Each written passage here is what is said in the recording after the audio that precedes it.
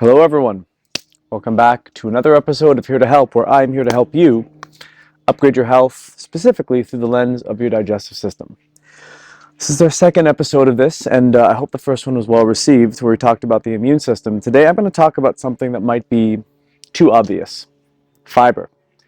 I'm sure everyone in this video understands the benefits and the merits of fiber. We're supposed to get our 24 to 36 grams of fiber a day, and it helps us poop. Full stop. Well, that is true. You should get a good quality and variety of fibers from the food you eat, principally from food. Supplements are supplementary to diet. Fiber does many things in the body, and I want to teach you some fundamentals of understanding when it comes to fiber. First and foremost, there are two kinds of fiber. There's insoluble fiber, and there's soluble fiber. Insoluble fiber is essentially something that doesn't dissolve in water. It sounds quite complicated, but insoluble does not dissolve.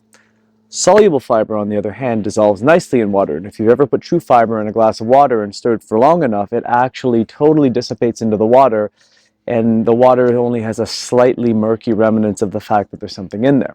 So therefore, soluble water dissolves fully in fiber. The reason these two fibers have different structures is because they have two different functions. Insoluble fiber doesn't dissolve in water, therefore it retains its bulk, and as it moves through your digestive system, it adds a substance that your body can utilize to build something to attach waste material to. It bulks the stool. You can think of it kind of like a scrubbing brush on the inside of your colon, which sounds horrible as I'm saying it, but it helps to clean the walls of the colon and gives the muscles of the digestive system something to contract against as it moves waste through the tube. Soluble fiber has a very different role. Soluble fiber is food for the bacteria in the microbiome. It's called a prebiotic. Pre, before. Biosis is an adaptation of the word life in Latin. So a prebiotic technically loosely means before life, and I'll describe why. Fiber is a carbohydrate, but it's not a carbohydrate that humans can break down and absorb for food and nutrition. It doesn't provide us any calories because we don't have the enzymes to break the bonds in the carbohydrates like we do in the carbohydrates of a sweet potato, quinoa, brown rice. But the bacteria in our gut have an enzyme system to break these fibers down, and they do a few things for them and for us.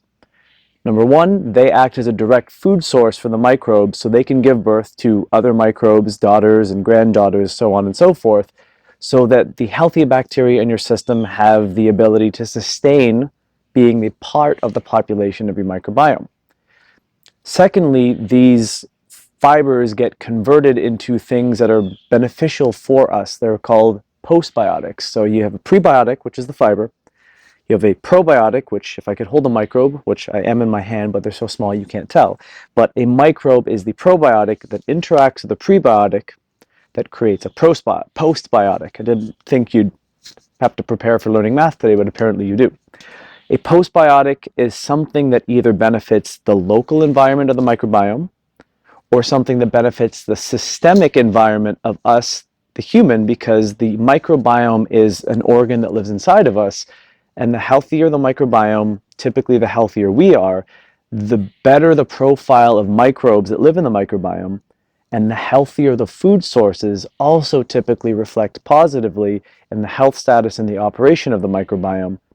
So the fibers that we feed our microbes create these beneficial compounds that help to provide energy for the gut, energy for the cells of the gut specifically, energy for the microbes, and they can positively influence us in terms of our physical health. Prebiotics have been associated with improvements in metabolic health, so how well you can handle blood sugar, insulin signaling, triglyceride levels. Prebiotics have been associated with positive effects on cholesterol metabolism, specifically the body's ability to bind and detoxify and get rid of excessive cholesterol that it makes through the liver. Prebiotics have shown to be protective against the development of any pro-immune inflammatory conditions.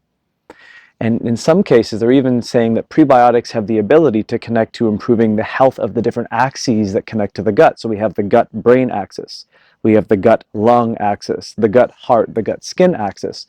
So it's kind of strange to think about, but it's an incredible idea that simply taking a fiber can indirectly, not focusing on trying to affect this thing positively, but indirectly as a happy side effect, can improve the health of the systemic well-being of your physical body.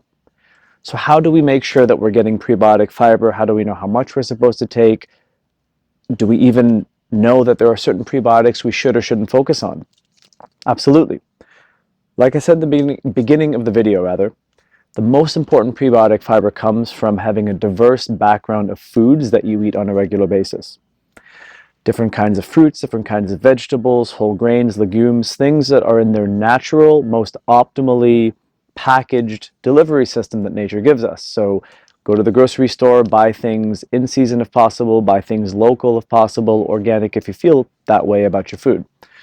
The second thing is looking at various snacks and things out there that advertise for gut health, prebiotic fiber added. There are a lot of consumer products that are marketed towards health conscious people that have inulin, chicory root fiber, a lot of the prebiotic fibers that you see that are put in sodas nowadays or put in protein bars and meal replacement shakes. For some people they can be okay. For other people they can be a nightmare because there are certain kinds of prebiotics that are not specific in terms of how they're designed to feed microbes. What I mean by that is that some prebiotic fibers feed only the beneficial bacteria that we want, the lactobacillus, the acidophilus, the bifidobacterium, the ones that we actually try to supplement through the master supplements probiotics. This is the best way to build the internal ecology of your gut, by making sure that the prebiotics you're taking directly feed these good guys. Some of the prebiotics feed everything. So if someone has a dysbiosis in their gut, an overgrowth of bad bacteria, if they have excessive amounts of pathogens, infections, things of that nature, sometimes certain prebiotics can actually be working against you, and you will know if it's a negative consequence by the outcome of what it's like when you take these things. You may get really bloated. You may have an extreme amount of abdominal distension accompanied with gas, and no one wants to be that person holding in a fart when you're in company or in a public area. And the reason this happens is because sometimes the prebiotic fibers are too aggressively acted upon by certain strains of bacteria, and they create the byproducts of the buildup of gas, methane, hydrogen sulfide, things of that nature. What TruFiber does is it starts with a base of prebiotic fiber that is actually molecularly sized in an optimal way to feed the good bugs. So basically, it's the optimal food for the bacteria that you want in your gut. What TruFiber does, in addition to the base of SunFiber, is it adds what are called bifidogenic enzymes. So there are enzymes that work with the fiber to help build the optimal environment in your gut so that bifidobacteria can proliferate and increase their populations, because not only are they the first strains of microbes that we're inoculated with when we're born, they're also very fragile, meaning they're very easy to kill. So if someone's taken multiple courses of antibiotics in their life, if they drink chlorinated water, eat lots of processed foods that don't allow for these bacteria to get some sort of sustenance, they can decline. And when bifido declines, the correlation that we're seeing in a research perspective is that your health status and health quality typically goes down. Long COVID, for example, has been associated with low quantities of bifidobacteria in your digestive system, specifically in the colon. So this comes back to fiber. What do you do with it? How much do you take? How do you use it? There's not one way.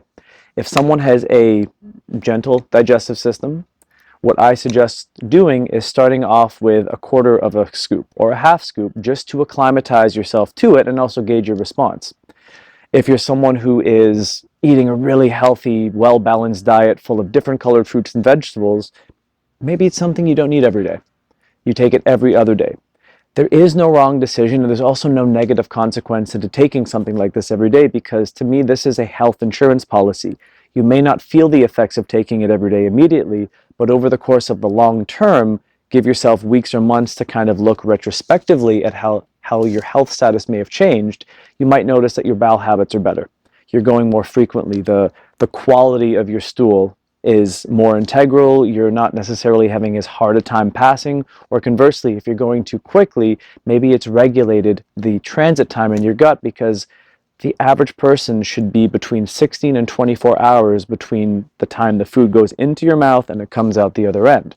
So using TruFiber as a daily, regular, preventative health supplement is a good idea, but by no means do you have to do it simply like that. You can take it for a period of time, then come off. You can take it every other day. You can take it a couple times a week, but the research shows that the best evidence comes from daily consumption. And the wonderful thing is you can put this in anything, and even the pickiest eaters and the most taste-sensitive test subjects won't even be able to determine it's there. With young kids, you can hide it in pasta sauce, you can hide it in smoothies. With people who are a little more brave, just give it to them in water, stir it up properly, and they might not even be able to tell that it's there. So that's what I wanted to talk to you today about regarding fiber. I hope that was helpful, because we are always here to help. Be sure to check us out. Go to the website, master-supplements.com. We're also available on other retailers, and we have YouTube, Instagram, Facebook, so connect with us there if you want to find out more about TruFiber, but also a lot of the other products within the Master Supplements portfolio. We'll see you next month. Have a good one.